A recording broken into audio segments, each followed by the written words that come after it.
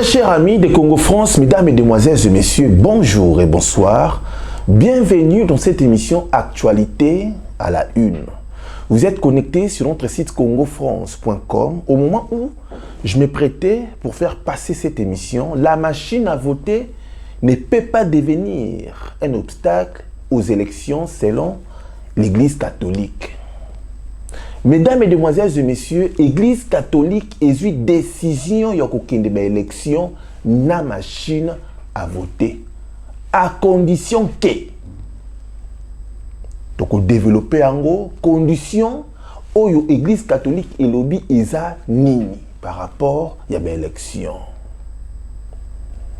Moïse Katumbi se sent proche de Félix Tshisekedi. Choix. Il y a candidature commune de l'opposition. Moïse Katumbi a révélé déjà positionnement naé. Donc, on développé en gros au cours de cette émission Actualité à la une. La machine à voter et continue déjà dans la banda kwa batu. Au moment où Congolais a distrait, machine à voter, oyo bozomona, eza déjà na ndaku ya ba membre ya FCC. Donc, au cours de cette émission Actualité à la une, machine à voter na kati ya batu o ya majorité présidentielle na kati ya bandaku na bango. Machine à voter et koko sala nini. Ba vote déjà bandi donc soleango na kati ya émission o Actualité à la une. À Genève, l'opposition congolaise en quête d'un candidat commun de l'opposition. Opposition bakukuta na kati ya Genève pour bapona. Nani oya ko représenter bango na ba élection oyo. Mutango nani? Est-ce qu'il ko remplir? Est-ce que bako soutenir yé? Toko sole yango na kati ya émission oyo Actualité à la une. Comment on a Didi Dipumba? Avant de continuer, je préfère que la bino annonce et puis zonga pour te développer. Merci. Vous souhaitez investir, vous souhaitez qu'on s'occupe de votre entreprise. BDDS, nous sommes un cabinet de conseil en gestion des affaires. Nous nous occupons de la gestion comptable, de la gestion financière, gestion des ressources humaines, de la trésorerie, mais également de tous vos investissements. Donc on s'occupe de tout, c'est-à-dire on regarde la fiscalité, on regarde la comptabilité, on regarde la finance, on regarde la trésorerie, on fait vos démarches au niveau de la banque, on va chercher les subventions quand vous êtes une association, on gère à votre place.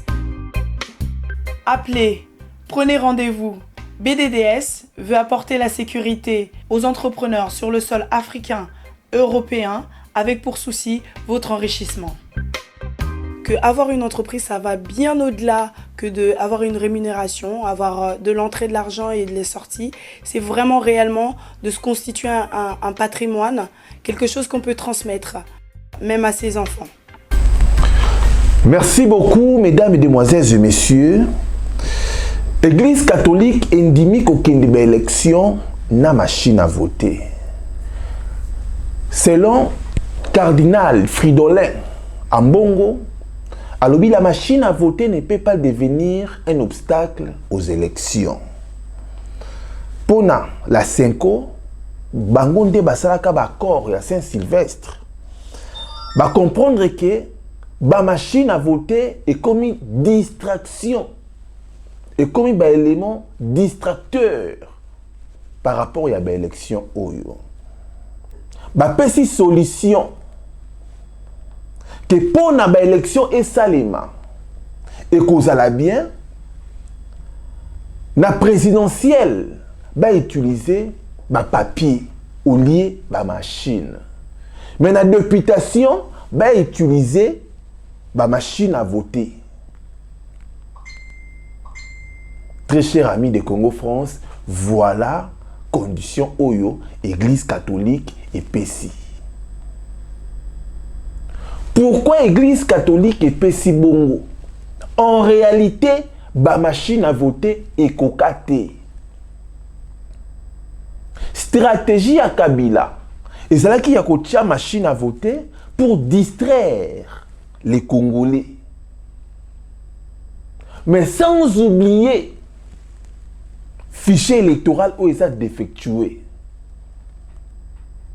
Tant qu'il y a une élection, il n'y a pas de problème. Mais l'élection n'a fichier électoral défectué. 10 millions de Congolais ont enregistré wana bakotia bango wapi. Église catholique répondre que token de élection.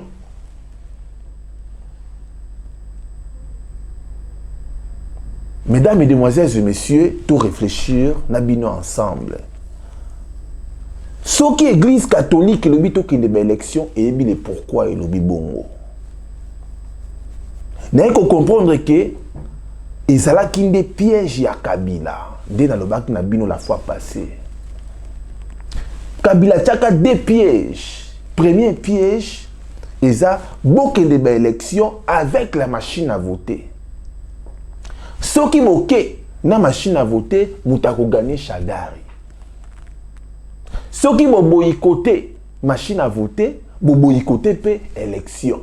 Ça veut dire que il faut Kabila atika la lisusu wana pour un dialogue moke salema pour na babimisa résultat moko ya transition mais avec Kabila. On est selon la stratégie ya Kabila. Le col à l'église catholique est comprendre que machine est cocatée, que Kabila n'a pas la volonté d'organiser des vraies élections. Et voilà l'église catholique au lobby, il n'y a pas de problème. Tant qu'il y a des élections, na machine à voter. Corneille Nanga coincé. Kabila coincé. Face B et kozala nini côté à peuple congolais. Face B et kozala nini côté église catholique. Face B et kozala nini côté opposition.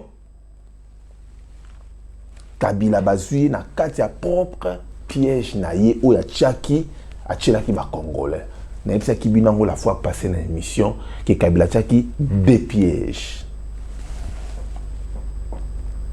Alors Kabila yembike ceux qui ba kangi na kati ya piège na ye a ko utiliser des armes.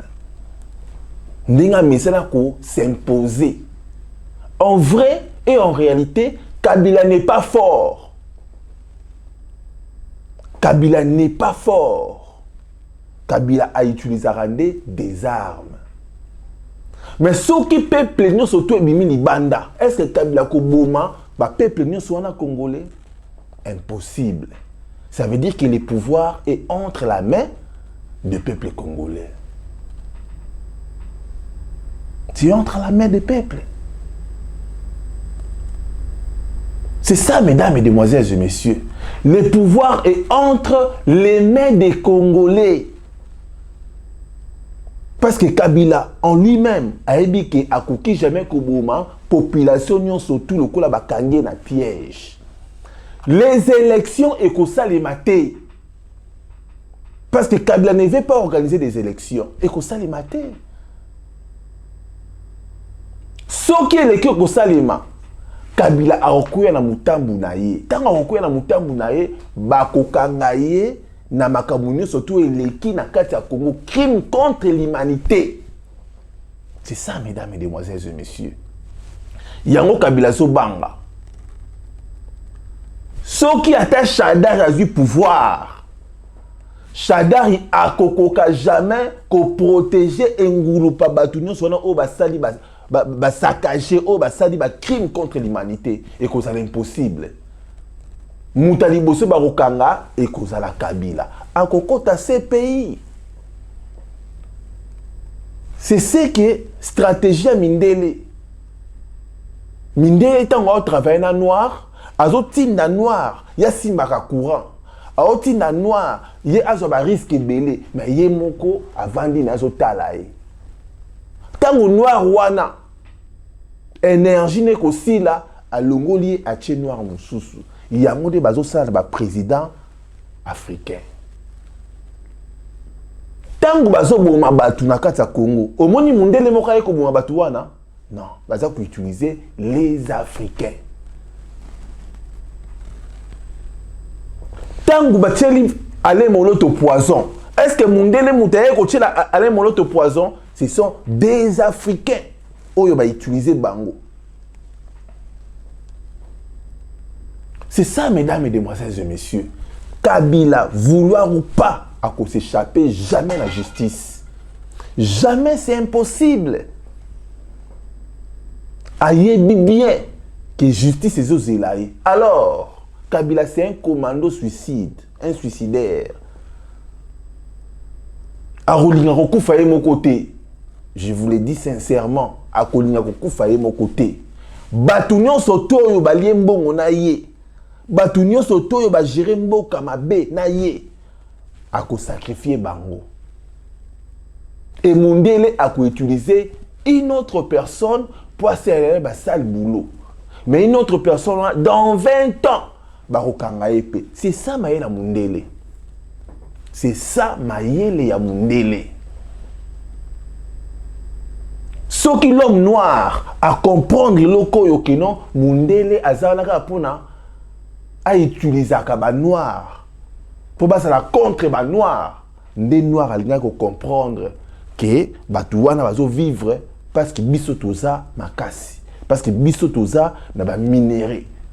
Pourquoi pas qu'on s'organiser peuple congolais? C'est ça, mesdames, mesdemoiselles et messieurs. Aujourd'hui, Paul Kagame a commis élément moko obata ko utiliser pas mindele. Botala ndenge Paul Kagame a sacrifié bandekone ba noir. Race noire. Botala ndenge Paul Kagame baza ko utiliser pour na ba minéré ya Congo. Bozo mona, bozo comprendre na Beni, na Bukavu, na Kwilu, na Kasai, na Mbandaka, na Kinshasa, insécurité totale. Bomona wapi ba élection et salima na kati insécurité. Ezalakate. Babomi batuna Beni sous prétexte que voilà ba élection ko zalate parce que babomi batuna Beni. Kabila n'a pas la volonté d'organiser des élections et des vraies élections. Azobanga. Alors, piège Oya Tchaki, c'était pour nous faire glisser.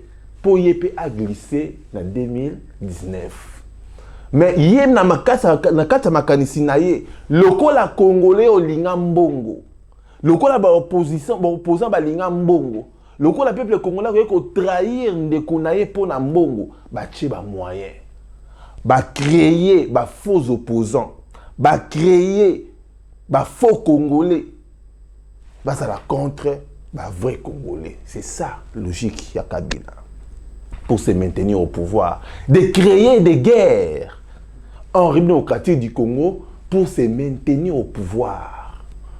C'est ça, mesdames, mesdemoiselles et messieurs. Dans ces cas-là, peuple congolais, ce que qui dit bas, peuple congolais, ce que rêvé, mboka na yo, malembe zo kende.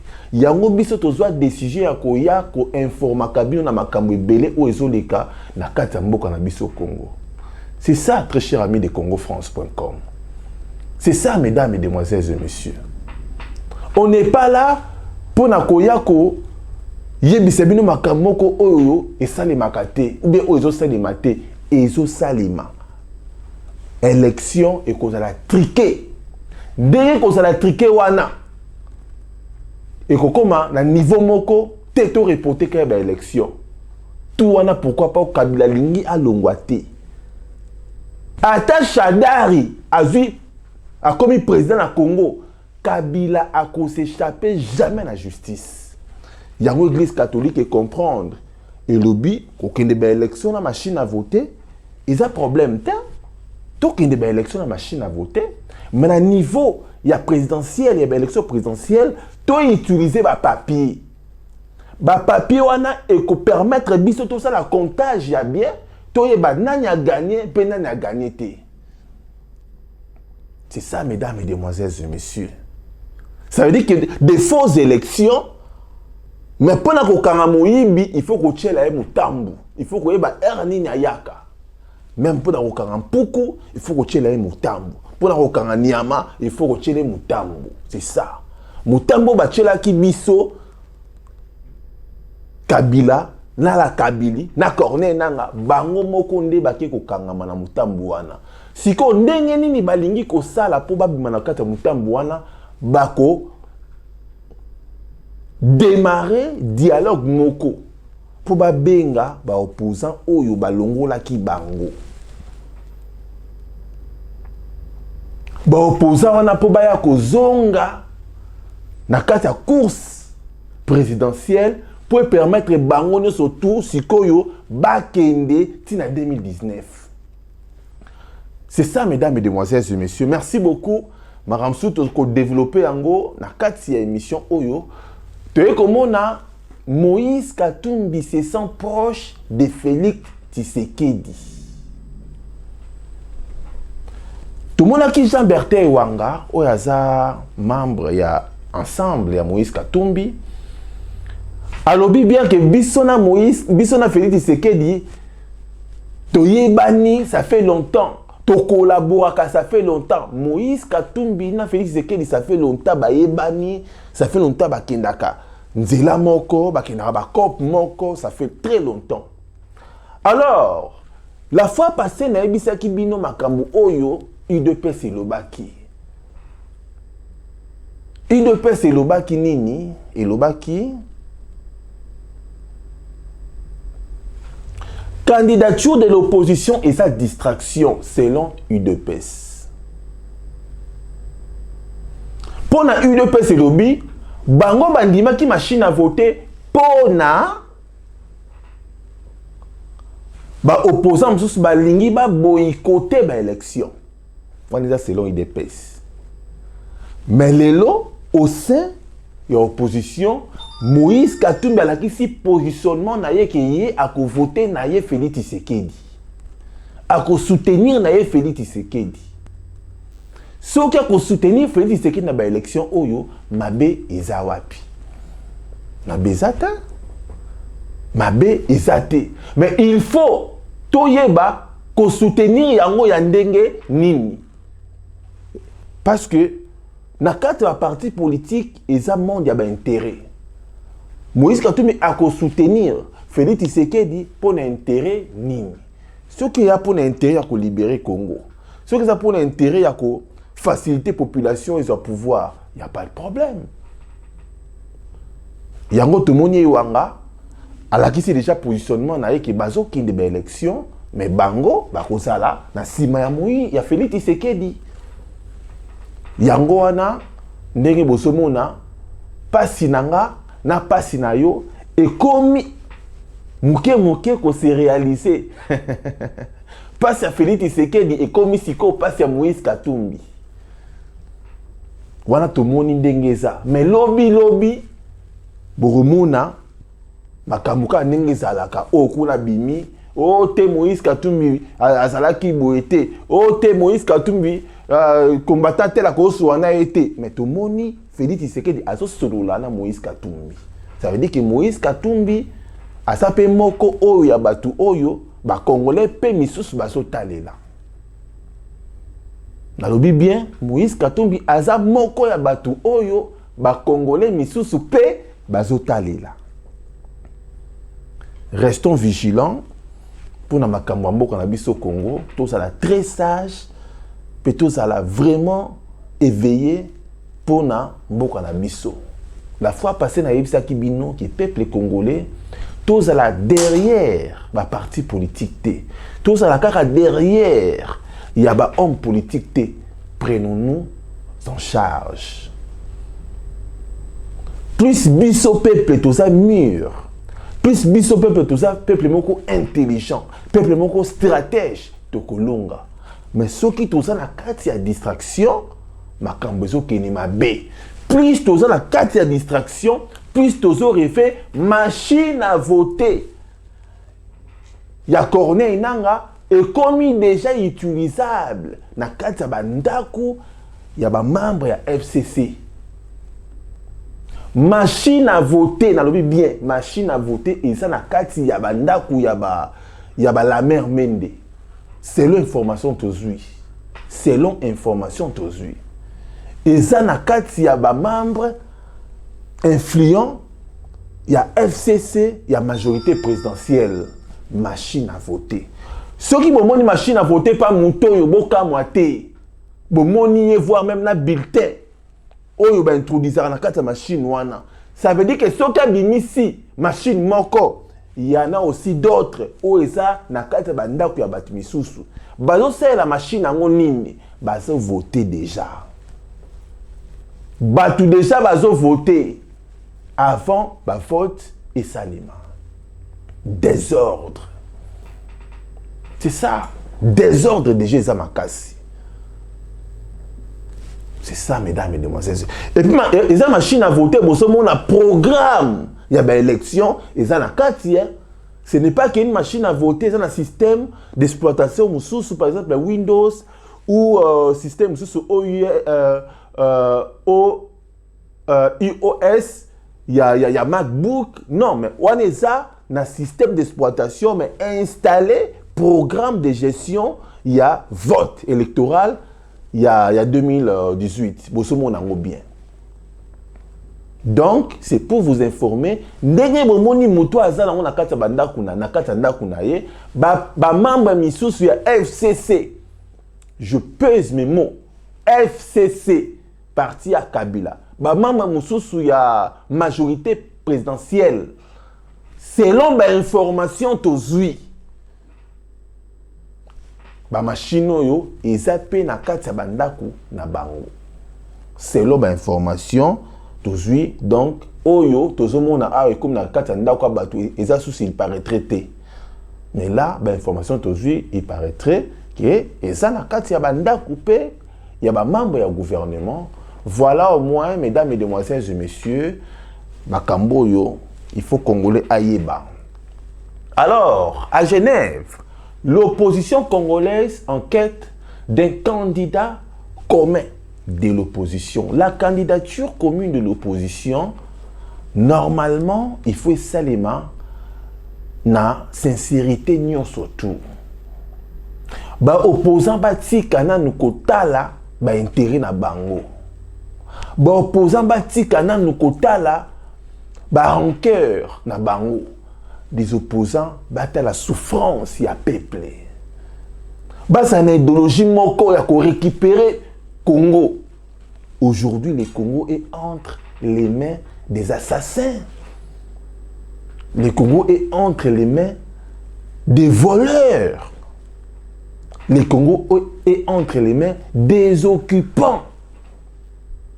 Très chers amis de Congo France, mesdames et demoiselles et messieurs, un pays riche, soi-disant riche, mais ngaiti lelo na monaka richesse sango oyo ba peuple congolais ba bénéficiera te. Pour la richesse na yo moko bazo bouma yo bazo diriger yo. Peuple congolais, toi interpellé ba ndeko na biso wana ya opposition ke batika no ba blague. Batika no ba blague ya koya ko kosaka peuple congolais. Non. Yango na lobaka peuple congolais faut la muka. Peuple congolais il faut mayele na yo et ça la multiplier. Tous ça la peuple moko zobakte. Tous ça la peuple moko intelligent, intello. Naibisa kibino. Naibisa kibino l'autre fois et Kabila a tché ba moyen pour na somba ba peuple. A tché ba moyen pour somba ba opposant. Tout soutenir unité et opposition, tout soutenir candidature commune de l'opposition pour bangonde mout barokende ko représenter ba opposant. Mais tout braquer, tout ça la focus kaka na bangote biso moko pepe plutôt se préparer. Au cas où opposition est échouée, biso pepe tout ça la force. Plan B. Au cas où opposition est réussir, biso pepe peut réussir, peut accompagner bango. C'est ça. Mais ce qui biso moko peuple, Nous sommes là pour critiquer les opposants, qu'on finga ba opposants, qu'on kunda ba opposants, qu'on tchola ba opposants, au lieu qu'on pèse bango courage, qu'on fortifie bango, mais biso moko tozo finga bango, tozo lembisa bango. Ça sera bien, to benda bango matoi, to la kisa bango ba réalité, ba réalité ya makamuninga so ki na kata Congo, Congo so ki ni mabe. Yango na telemelaka mutu nyonso tu oyo azosukisa makanisi na ye na kofingaka pesa ba idée tofinga bango te mais tobenda bango matoi tolakisa bango situation ndenge eza ta mosusu bango nde baza wana na kati na bango mbuma ya malamu aza mibale to misato. Dans tous les cas il manque jamais de l'exception il manque jamais, mais baloba na lingala lilala ya kopola et polisa malala misusu ya bien. C'est ça, mesdames et demoiselles et messieurs. Dans le but que bango tout baza mabe, mais to soutenir bango. Baza pe na ba proche na bango, baza pe na ba famille na bango. To interpeller bango. Soki to raté virage oyo ya ko libérer mboka na biso à travers bah, opposants, à travers bah, Congolais, à travers la population, tu raté vie na biso. Ça veut dire que génération oyo, il y a biso tous lelo et comme une génération moko sacrifié. To comme siko na tangu, ya koyebisara bana biso papa na biso to koki na biso te. Binonde bokokoka. Soki to raté virage oyo. C'est ça, mesdames et demoiselles et messieurs. Nous allons lingater to ratango. Nous allons linga to tenir ango, to récupérer ango et comme ça la biso bien. Je suis presque à la fin de mon émission. Nena loba boye na bino bato bolandi biso na sengi bino merci mingi. Totsikali na ba 50 jours pour la élection seulement. 50 jours, moins de 50 jours. Il faut population tous à la peine à outillage na kata banda kuna biso. Toko samate. Na hôtel koloba on a émission na lobaki Kabila akobomaka jamais population tout du coup. Non. Mais Kabila ayaka ko s'imposer na minduki. Soki biso moko ba peuple congolais to comprendre te que mutuana ayaka ko s'imposer na minduki. Alors biso côté na biso loni to ko sala. Nous devons aussi répondre le feu par le feu. Nous devons aussi yako s'organiser.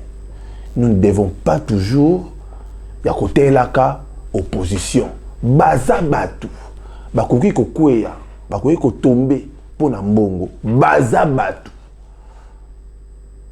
C'est ça, mesdames et demoiselles et messieurs. Baza batu. Force na bango. Si vous écoutez la force na biso population et que ça la ke tolonga bitumba. Yona lobaka, je ne suis ni pour opposition, ni pour la majorité présidentielle, je suis pour les peuples. Je suis que pour les peuples congolais. Je ne suis pas pour Kabila, mais je suis pour les peuples. Je sers mon peuple, je sers mon Dieu. Non, c'est toujours on zamba pesa biso maele, apesa biso ba stratégie belé potolonga. Nzamba Lola Zarnabino, merci beaucoup à Junior Bookson Boukassa, les managers du site congofrance.com.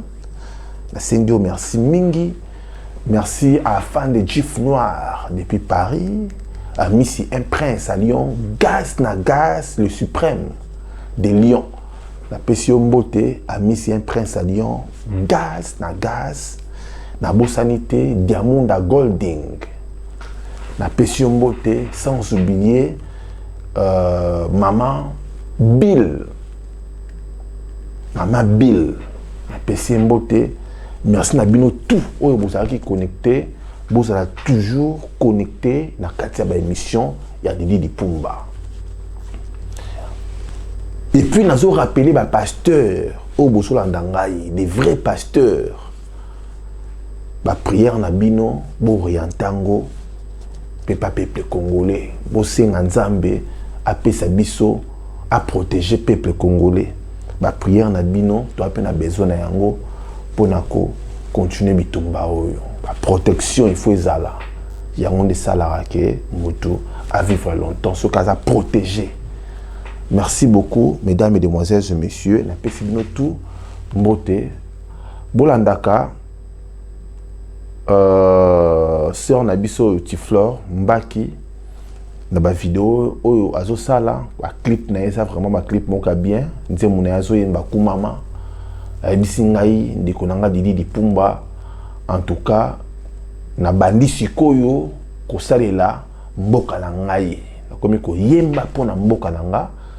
Donc bobetara na YouTube Tiflor Mbaki.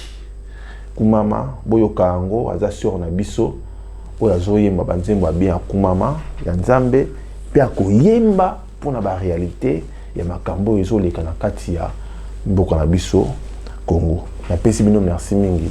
Au revoir, à bientôt. On regarde la finance, on regarde la trésorerie, on fait vos démarches au niveau de la banque, on va chercher les subventions quand vous êtes une association, on gère à votre place. Appelez, prenez rendez-vous.